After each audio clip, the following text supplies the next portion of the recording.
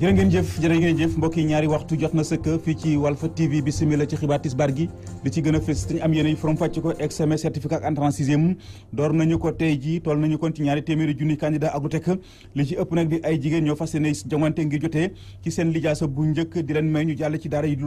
lalu yi ci ab ndaje nag mu doon si ak taskatu xibaar yi dégg di banqaas bi saytu examen yi xam nañ ne lépp luy matukaay jël nañ ko ngir examen mën a jaar ci yoon boo demee ci diwaanu Pikine tamit lu ni mel moo fa am Seyni Wade mi njiital inspection ba yëkkati na ay kàddoom di rafetlu na nga xam noonu la ñu dooree examen yile ci biir xibaar tam daa ngeen ciy dégg kàddu yi nga xam ne ni moom la ci rotal ndaw ya dëkkee fële ca Touba Toul ca Mbàkke mere nañ lool député Cheikh Mbacke Bara Dolly ndax nee nañu purux la du gërëm ñaami daw waxtu élection amee dañu koy woteel waa partem bii di PDS waaye manifester du fa am ba ñu yëgal ko ba mu dikk fa lëngoo nag neex na waaye ko bàyyi mu dem ak wagam bis ni ki tey ñoom askan wi booloo daal di koy déclaré persona non grata foofee ca Touba Toul ci biir xibaar yi daa ngeen ci dégg leeral yu tukkee ci kii di Mamadou Makhtar Sarr bon mbokk yi li mooy li gën a fës ci bopp xibaar yi yéen mbokk yi saxoo dégloo ko seetaan Walf TV asalaamaaleykum.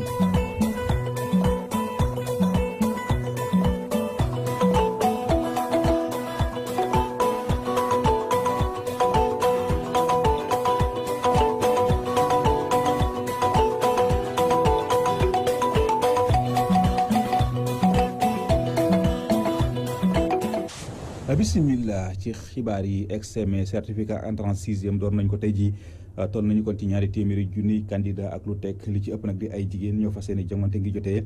ci seen lijaasa bu njëkk di leen may kon ñu jàll ci daara yu lalu yile ci ab ndaje nag mu doon séq démb ak taskatu xibaar yi dégg di banqaas ki fi ne tey toppatoo lépp lu jëm kon ci wàllu concours ak examen xam nañ ne lépp luy matukaay jël nañ ko ngir examen yi mën a jaar ci yoon bu dee nag fële ca diwaanu Pikine jàpp Géejawaay Seyni Wade mi jiital inspection ba xam ne mbégte gu rëy la am gannaaw ba mu giseelee boppam ne mboolem mesure yi ñuy jëloon mu jëm ci examen yi ñi di jàngalekat yi respecté nañu ko Seyni Wade ñu teewlu ko ci micro Théodore Semedo.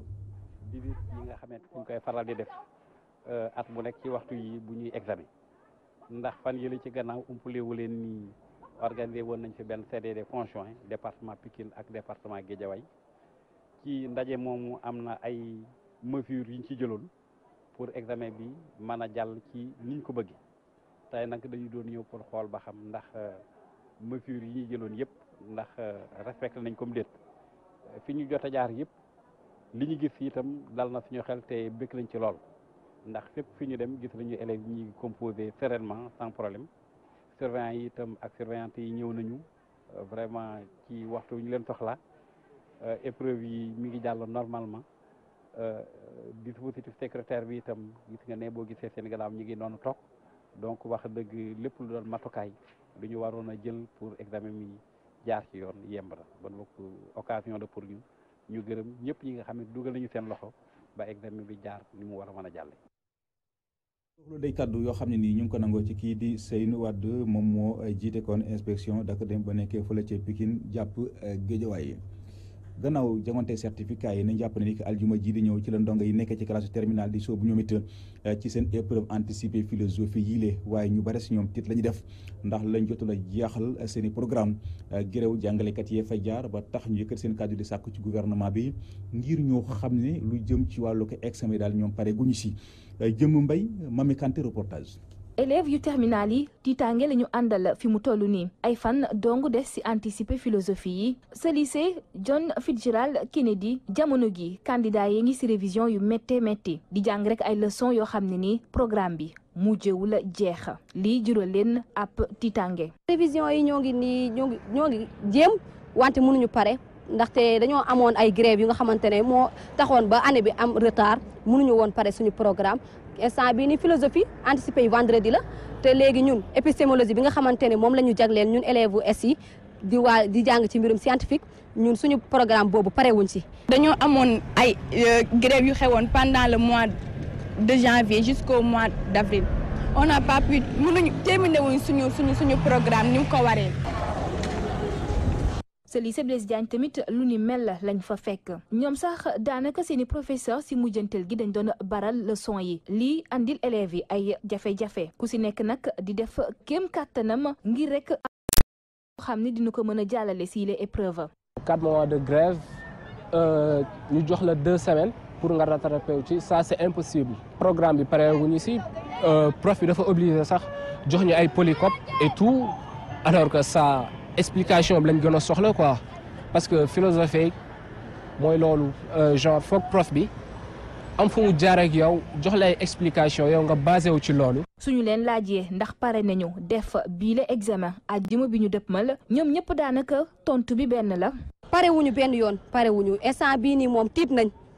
bu baax ndax pare wuñu. pareeguñu moom franchement parler nous ne sommes pas encore prêts. te fa dëgg fa neex yàlla moom pare wuñ bu baax. lii di rek loraange yi nga xam ne ni grève yi ñu nemmeeku woon ci année scolaire bi jural na ko élèves yi terminale yi ñoom ñu ngi waajal def lii di épreuve philosophie àjjuma bi ñu dëppmal waaye seen xel dalul ndax seen programme jotuñu ko jeexal. soxna Jëmm Mbay ñu ngi lay sant di la gërëm toll nañu kon ci juróomi téeméeri élèves yu jàngee ci école élémentaire ñoom rek ñu doon sargal mu doonoon ab xew-xew mag ñu doon ko bàyyile docteur Modou Makhtar Diop mi njiital pharmacie ak médicament ci ay kàddoom sax moom docteur sàkku na ci xale yi ngir ñu góorgóorlu bu baax ci njàng mi boole koog nag nangoo liggéey waaye tamit sàkku na ci mbooleem doomu ñoom rek yi ñuy ñëw ca ñoom rek dugal ci seen loxo su ko defee ñoom rek mën a jëm kanam dañuy dem ca ñoom rek fekk fa Omar Kayre. lu ëpp juróomi téeméeri élèves yuy jànge ci école élémentaire Ñomre 1 nañ doon sargal gannaaw ba ñu njànge njàng mu baax ci année scolaire bi ren ji nag ki nga xam ne nag moo nekkoon parrain bi di docteur Modou Makhtar Dieye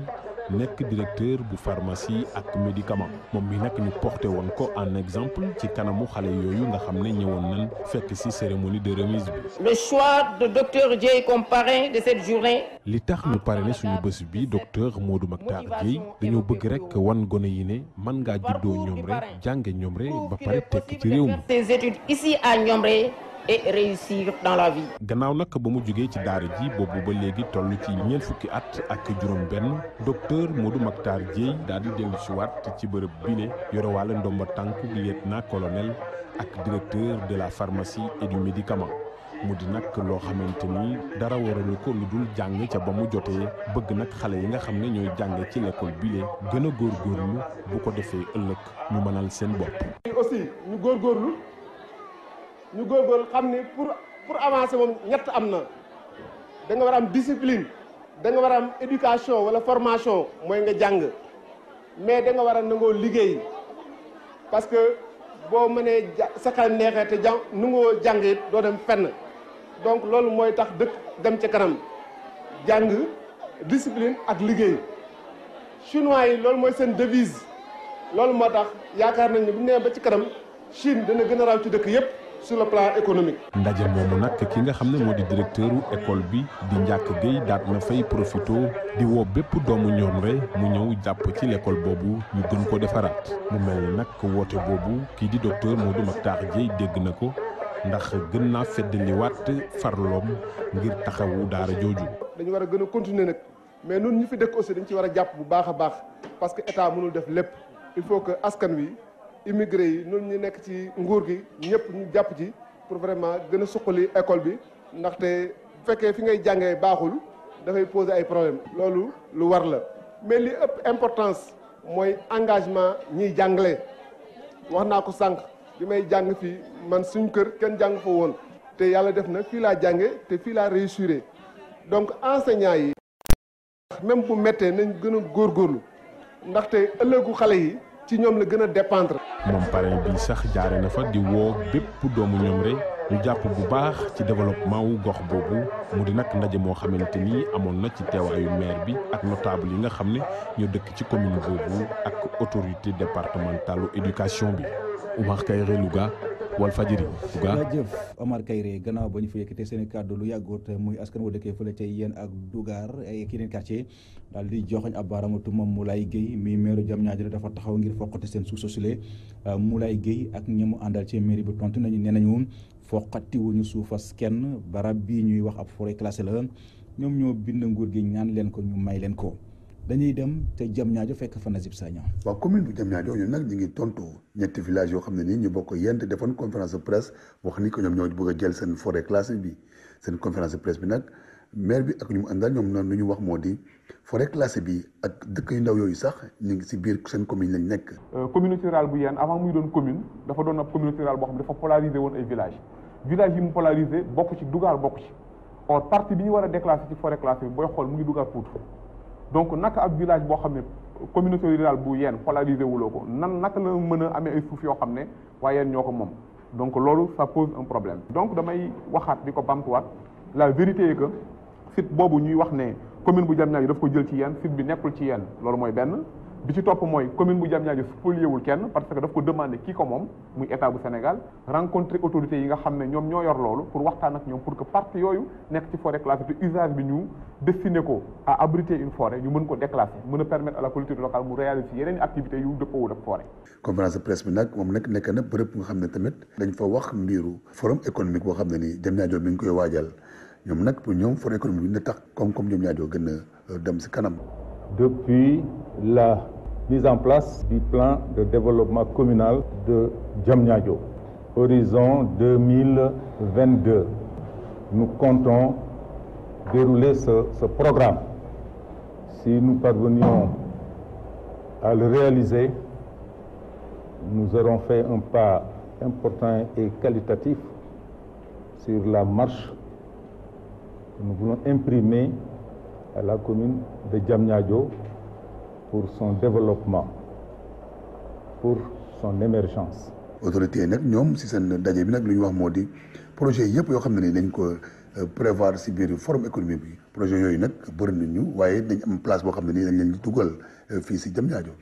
dafay fii si nañu Sagna télévision Walfadjri. jaajëf Nazib Sagna ñu ngi lay sant di la gërëm wax ci wàllu politique ndaw ya dëkkee fële ca Touba Toul ca Mbacké mere nañu loolu député Cheikh Mbacké Bara Dolly ndax nee nañu purux la du gërëm ñoom daaw waxtu ay élection amee dañuy koy woteel parti bii di PDS waaye manifeste bu fa du fa am ba ñu woo ko fa ba mu ñëw fa lëngoo nag neex na waaye koo bàyyi mu dem ak i wàggam bés ni ki tey ñoom askan yëpp booloo nañu doon benn dank daal di koy déclaré persona non grata ci seen gox boobulee kàddu yooyu lan ñu ngi ko fësal ci ab finalu nawetaan bu ñu doon amal occasion la woon sax si ñoom ñu daal di fësal mboolem jafe-jafe yi nga xam ni seen gox bii di Touba Toul mi ngi dëkk di koy jànkonteel dañuy dem ca Touba Toul fekk fa Mamadou Mokhtar Sarr. ndaw yi nekkee ci commune bu Touba Fall ci département bu Mbacké ci finalu championnat national populaire bi ñu doon amal ci gox bi ñaax nañ kilifa yi ngànk nguurug Sénégal ñu taxaw ci jafe-jafe yi ñu dund ci seen gox bi. bokk na ci yoonu Touba Fall bi mooy ñu liyee diggante suñu diggante Touba nekk yoonu suuf une vieille doléance boo xam ne bañ ko dalee jooy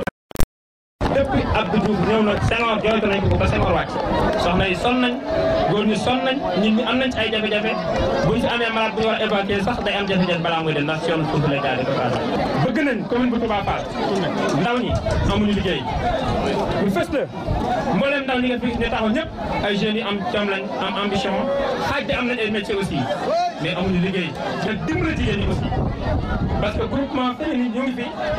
soxna yi jàmbaar lañ ñu ngi góorgóorlu waaye amuñu ay projet amuñu ay financement amuñu fu ñu mën a dugal seen loxo pour mën a liggéey soxla aussi ndimbal ci électrification rurale muy wàllu courant bi jëm ci goxee goxaan yi bu ma cité Gébu Fall doy na sëkk. ndawi Touba Fall yi ci final bi potoxlu nañ ci déclaré persona non grata député parti démocratique sénégalais bi di Cheikh Mbacké Bara Dolly ndax nee nañu kat saa suñu xewlee duñu ko mës a gis ci gox bii te moonte day kuréelug politique am di parti démocratique sénégalais moo fi teg loxo. suñ bis bi tey kenn du jëm teew Mamadou Sarr moo fi teew nekk secrétaire général unitaire bi dafa yeweeku yëkkati na jotaay lu ma wax daf ma ni Cheikh Mbacké Bara Dolly yabalu ma Cheikh Mbacké Bara Dolly rek njëriñ ci commune bu Touba Fall seen bopp lañ ci nekk. dinañ ko jëflante ak ñoom nag dinañ ko jëflante ak ñoom te li ci njëkk gën ci fës mooy buñ jàpp commune bu Touba Fall bu fi kenn tegat tànkal ñoom personne non grata.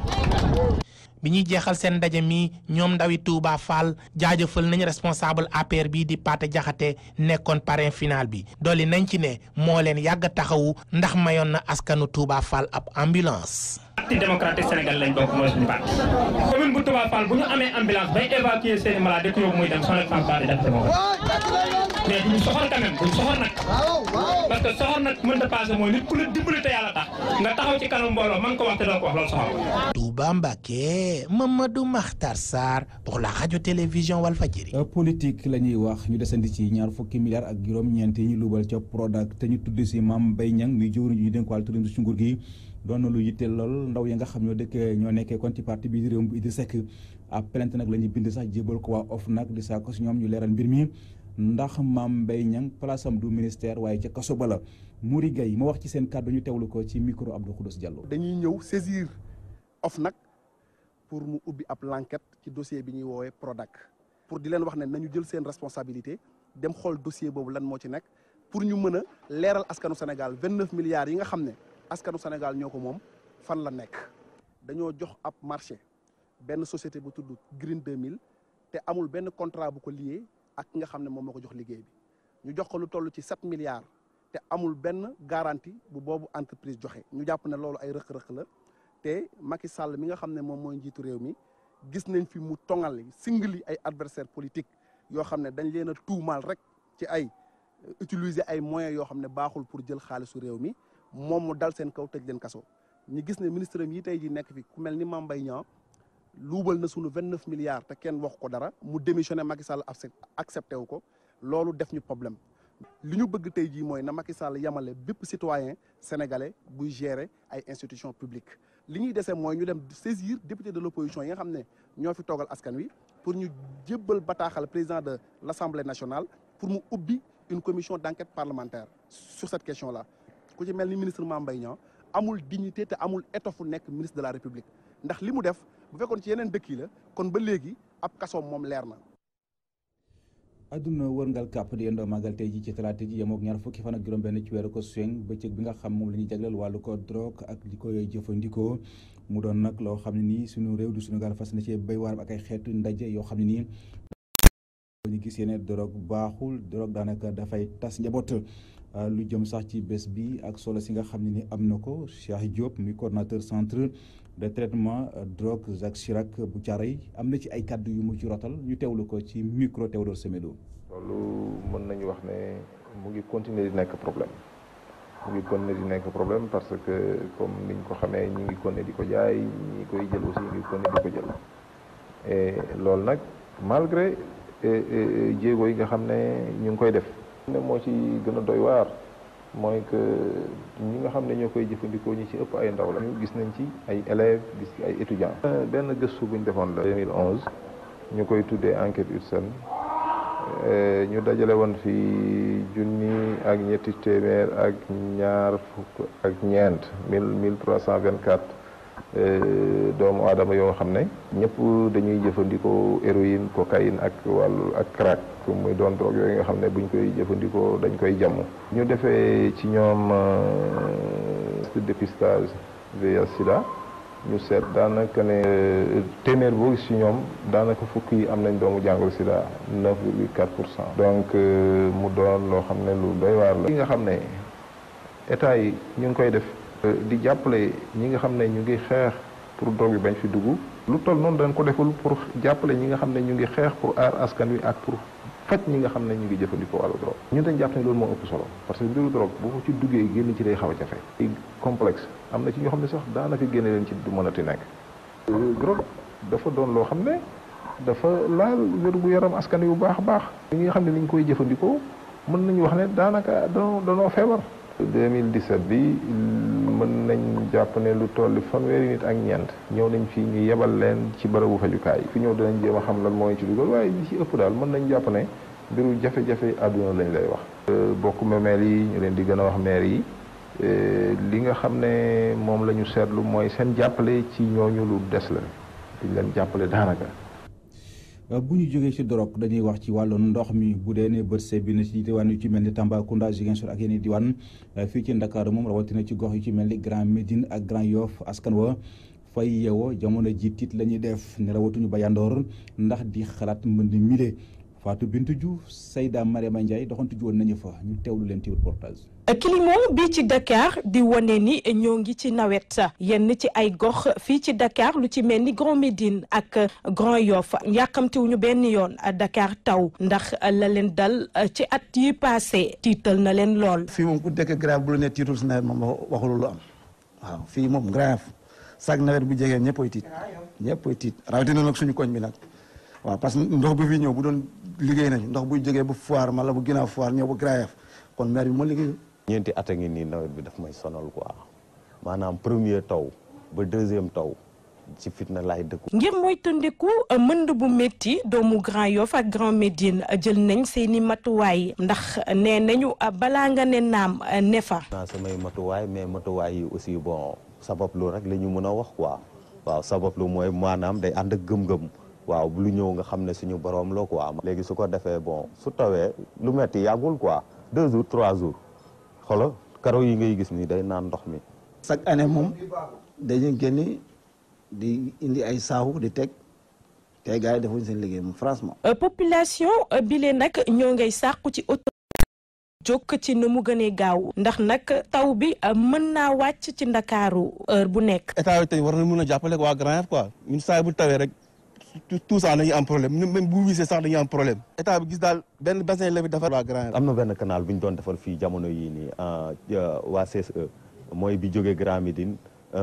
dugg ci àll bi mais boo ñëwee tey fi ndox mi war a jaar gars yi commencé nañ fa sotti ñamu mbaam ak ay mbalit te kooku waa secteur bi ñoo koy def. liggéey moom boo commencé dégg fu mu jeexee foofu nga war a commencé liggéey bu nawet fekkaat la fa mais boo bàyyi ba chaque année bu nawet jege ngay bugg a liggéey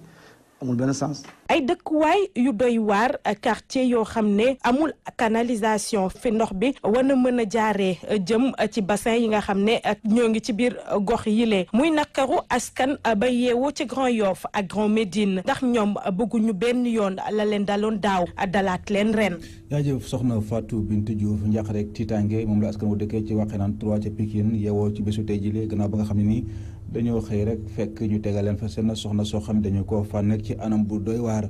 bu ñenn ñi waxee na soxna si dafa xaru ñeneen dañ jàpp ne soxna si dañ ko rey mais ak lu ci mënti am nañu jàpp ne jamono ji mi ngi ci loxol alkaati yi ubbi nañ ci nag ay ci mbir mi ab l'enquête ngir xam moom soxna soosu leen ana ci yan condition daanaka la faatoo. lëkkaloo gi dox ci diggante groupe Walfadjri ak VOA Afrique tey jii la gën a taxaw noonu lañ ko fësalee ab délégation bu am solo bàyyeekoon kon ci VOA Afrique ñëw nañu fii ci groupe Walfadjri gisee El Hadji Sidi Lamine Niass mi PDG bu groupe Walfadjri gannaaw nag ba ñu féddale kóllëre ak kóolute gi nga xam ne nii dox na kon ci diggante ñaari organes yooyu la bés ni ki tey nee nañu daal lépp daal lu aju seen wàllu liggéey jël nañ dogal ne dañ ci fas yéene lëkkaloo ak rédaction bu Walfadjri. Ndiathie Diop doon kenn ci ñoom am na ci ay kàddu yu mu ci rotal ñu teewlu ko ci micro soxna Khady Sylla. partenariat la boo xam ni am nañ ci mbégte trop am nañ ci mbégte parce que comme ni nga ko wax ay at a ngi nii bi ñu signé partenariat bi ba léegi te yaakaar naa ne ak groupe Walf ñoom ñoo tax sénégalais yi fii et puis dans la sous-région ñu gën a xam programme yi nga xamante ni moom la VOA di produire les programmes télé yi nga xam ne moom la VOA di génne. délégation bi nga xam ne ñoo jógee Washington loolu moo nekkoon seen bébét maanaam ñëw toog ak PDG président groupe bi Sidi Lamine Niass pour xool maanaam naka la ñu gën a mën a lëkkoo pour que partenariat boobu maanaam gën a am solo ñu xool aussi li ñu doon def gaa baax na mais ñu seet aussi maanaam loo xam ne dañ ko ciy yokk pour mu renforcer partenariat bi léegi bi ñu toogee ci bureau bi wax nañ loo xam ne coproduction la maanaam loo xam ne ñaari Walfadjri ak VOA dañ koy bokk ay maanaam journaliste taskatu xabaar yu bokk ci Walfadjri mën nañ bokk ci émission yi nga xamante ni VOA dañ koy produire te tamit VOA ñoom pare nañ parce que am nañ ay journalistes sénégalais yu nekk foofu ñoom tamit pare nañ pour que maanaam lépp loo xamante ni Walfadjri soxla na ko au niveau des États-Unis de Washington ñoom seen journalistes yi nekk foofu ñu mettre ko à leur disposition maanaam loolu ñu tuddee am nañ kii boo xam ne ñu ko tuddee Washington bureau li nga xamante ne ni mooy maanaam diaspora bi li fi nekk affaire immigration bi affaire thème boo xamante ne ni daal intéressé na sénégalais ak africains yi am nañ foofu ay taskatu xabaar yoo xam ne mën nañ ci liggéey jox ko Walfadjri. mu wax lu day kàddu yoo xam ne nii ñu ngi ko nangoo ci kii di Ndiathie Diop kon mbokk yi kon ci foofulee ci la ñuy tàbbise yéen ci ñaareelu xaju xibaar yi benn ponk la te mooy li ci yéenekaay yi ki ko nafar Abdoulaye Bopp la. jafe-jafe équipe nationale ci jamono ji Walf Quotidien ba tey kenn xamagul Aliou Cissé ana ban tànk la jiital ci bile mondial ba ci doxalinam ak ci anam yamuy tànne joueur ya war a football yéen a bi gis ne njumte yu bëri feeñ na ci match bi doxoon ci diggante Sénégal ak Japon keroog googule match Diao Baldé Keita footballul Walf Quotidien lan moo tax ba fi Aliou Cissé munagul dugal Diao Baldé Keita yéen a bi ñu fàttali ne ndorteel match Sénégal digganteem ak Pologne ba ci digganteem ak Japon gaynde gi di Youssouf Sabaly def na ceeb jaloore daanaka moo sooyee gaynde yi ne ci wàccaay seen seen diggante Colombie Walf Quotidien di ñu xibaar ne équipe bii di Colombie du cuune ci wàllu football ndax defoon na jaloore ci coupe du monde 2014 demoon na ba quart de finale te keroog digganteem ak Japon taroon na lool faw gaynde yi fagaru yéen a bi di Zoom Info ne 12e gaynde fagaru nañu ba noppi roy nañu dëkk bii di Afrique du Sud ci vuvuzela maanaam xeetu mbiip yi xew ci jamono nga xamante ne guddaay ga toll na ci benn mètre ak lu teg yéen a bi ne fuñ ko mbiip fu ne mu yëgloo fépp Zoom Info ne yile xeetu mbiip di vuvuzela moom la 12e gaynde maanaam supporters yi fas yéene gunge équipe nationale ci match gi mu war a amal digganteem ak Colombie daanaka 24 heures a des laata match gi ni mel yéen a bi di 24 heures xëy duñu fàttali match gi doxoon ci diggante Sénégal ak Japon ak ñetti njuumte ya ca Aliou Cissé defoon yéen a bi ne ba ca jiitu maanaam xolu équipe nationale dundul saay bu ñu football seen football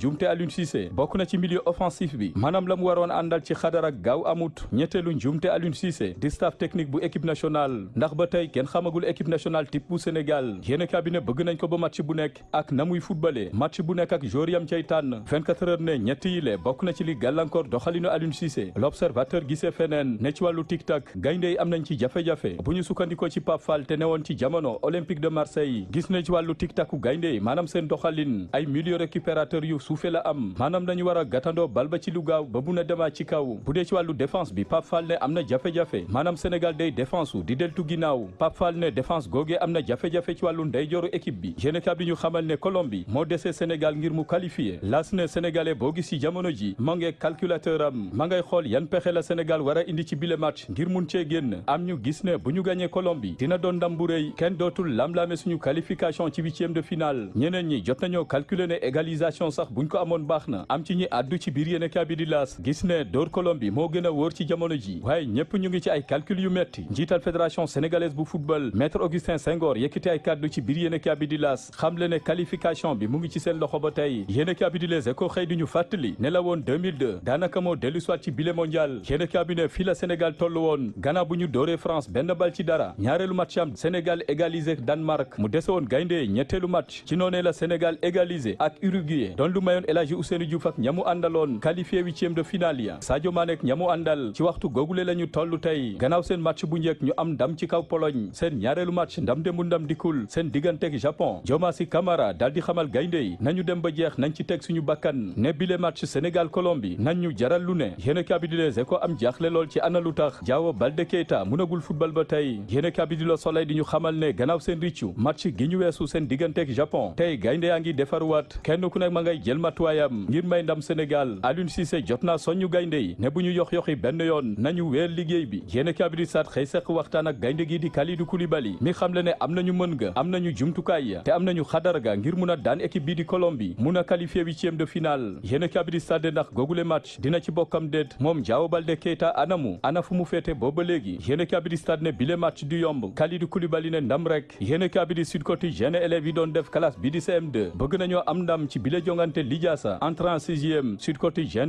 tey la ndorteel examen gi ni mel lu ëpp ñaari téeméeri junniy candidat ñoo ci fas yéene sëgg Walf Quotidien bile examen entrée en sixième bu ñu deful ndànk mun naa tàq suuf lool ndax dafa yemook ñii di inspecteurs yi ne ci grève daanaka semaine a ngi nii la cloche xëy delluwaat ca guerre du golfe ak ndampaay maanaam koppar ya ñu waroon a jox jàmbaaru Sénégal ya demoon xeexi ca toolu xare am ñu ñaxtu ne koppar gi ni mel jotaguñ ko ba tey général Mansour Seck di ancien chef d'état-major ay kàddoom ci biir yéenekaay bi mi xam le ne du armée moom la ñu jox xaalis waaye koppar googule ci loxo nguur gi lañ koy teg réew mi quotidien des ci nguuruk Macky Sall ne sagara ngi xeeñ ci diggante Farba Ngom ak Moustapha Cissé Lo yéenekaay bi ne ñoom ñaar jaarootuñu taal ña ngay yekkante lu mel ni xeme yéenekaay bi ñu fàttali ne la daloon parti socialiste jamono ji tàmbale naa nuyoo si ci APR la daloon PDS tàmbale naa feeñ ci APR l'exclusif ne gannaaw bu mu ko xasee moom Farba Ngom mi Moustapha Cissé Lo waxoon ne ab courtier la Farba Ngom ne nangu na doon courtier ndax jot na cee jàppale Moustapha Cissé Lo ak ñeneen Farba Ngom daal di dànkaafu Moustapha Cissé Lo ne xamul lu koy yoot xamul lu koy dal daal di fàttali ne Moustapha Cissé Lo ku mu saaga ku ne saay boo ko joxee mu xalamal la leneen ci ay kàddoom moom Farba Ngom fàttali ne Moustapha Cissé Lo ku mu jëflante ku ne ku mu jox ku ne maanaam ku mu seqal weer la yéenekaay bi di Source A ne werante ga tar na lool ci diggante jaru ngi ñu denk wàllub njënd ak njaay ak directrice bu commerce extérieur mu ñeel ubbiteem frontières yi ngir ginaar yi bawoo bitim réew mun a dugg si jaru gi ñu denk wàllu njënd ak njaay di Alioune Sarr moom ak ay ñoñam jotuñoo déggoo ci dogal gi ni mel yéen a kaabi di la Tribune xëy seq waxtaan ak candidat élection présidentielle 2019 bokk na ci Ngouda Fall Kane yekk lu mel ni xeme nguuruk Macky Sall moom Ngouda Fall Kane ay kàddoom ci biir yéen a kaay bi xamle ne Sénégal émergé wul plan Sénégal émergent wax ju yàqu la te caaxaan la Ngouda Fall Kane ne campagne gerte gaa ngi nii lajj la def yéen a kaabi di suñu lamb xëy di ñu dégtal Tapha Tine mi ay kàngam yu bari ci lamb ji di daw ci jamono ji moom Tapha Tine Max Mbargane xamle ne Tapha Tine neexut a bëreel Kati Diop ne Tapha Tine mile du nooy neex Mor Fadam joxe ci xalaatam ne Tapha Tine mile kàngam la cuunewul ci bëre te bari doole lool suñu lamb ne borom tàq ci rip moom Tapha Tine mi ay mbër yu bari ci jamono ji di ko daw ndax bañ cee tàq. jërëjëf Abdoulaye ñu ngi lay sant di lay gërëm di sant mi di gërëm bu baax a baax ñëpp ñi nga xam ne nii ñoo jàppoon ci xibaar yi ba muy yemb ajaratu Penda Diallo gi moo fare woon ci xarale gi réalisation El Hadji Ousmane Sène ak soxna Ndeye Fatou Ndiaye Mbacké ci kaddu gi seen mbokk Seydina Oumar Ba ba mbokk yi mucc gu sax ci ànd ak xéwal yàlla na ko yàlla tuur si askan wi suñu gaal ñu yendoog jàmm